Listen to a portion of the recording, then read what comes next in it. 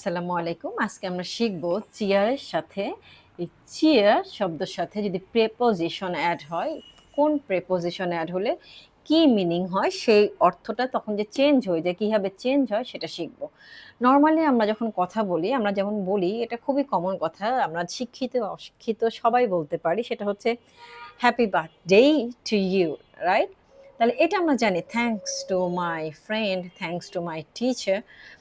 এই শব্দগুলো বা এই সেন্টেন্সগুলোর সাথে আমরা পরিচিত। বিশেষ করে হ্যাপি বার্থডে টু ইউ ইট মানে এটা এত বেশি পরিচিত যে এটা আসলে শেখার কিছু নাই। যার কোনো গ্রামার সেন্স নাই, সেও খুব সুন্দর করে এই সেন্টেন্সটা কারেক্টলি বলতে পারে। তাহলে সিমিলার ওয়েতে চিয়ার টুও একইভাবে ইউজ হয়।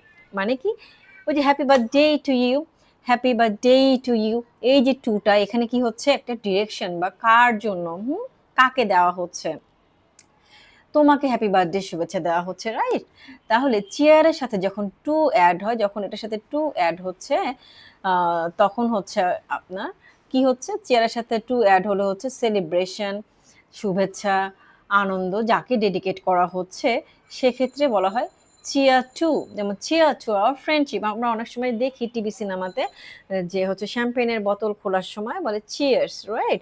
Cheers, cheers, cheers to our friendship, cheers to the winner, cheers to a new beginning.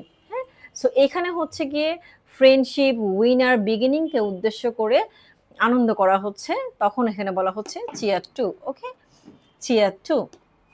এখন আসি আমরা ফরের ক্ষেত্রে। ফরের ক্ষেত্রে কি হয়, চিয়ার টু তো আমরা জানলাম, এখন যদি আমরা ফর অ্যাড করি তাহলে কি হয়, ওই যে আমরা শিখেছি ছোটবেলায় বা আমরা যে শব্দগুলো জানি যে হচ্ছে গিয়ে thanks for your support, thanks for your support, sorry for being late man, মানে আমার আসতে দেরি হলো, তোমার সাপোর্টের জন্য হচ্ছে থ্যাংক ইউ।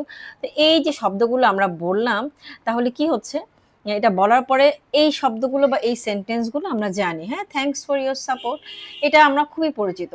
সিমিলারলি চেয়ারের সাথে যখন ফর প্রেপোজিশন অ্যাড হবে তখন এটার মানে হয়ে যায় রিজন বা কজ।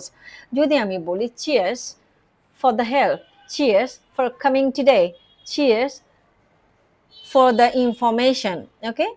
তাহলে কি হচ্ছে, চেয়ারের সাথে যখন চেয়ারের সাথে আমরা ফর অ্যাড করছি তখন এটা হয়ে যাচ্ছে কোনো কারণে ধন্যবাদ দেওয়ার মতোই। হ্যাঁ, কোনো কারণে ধন্যবাদ।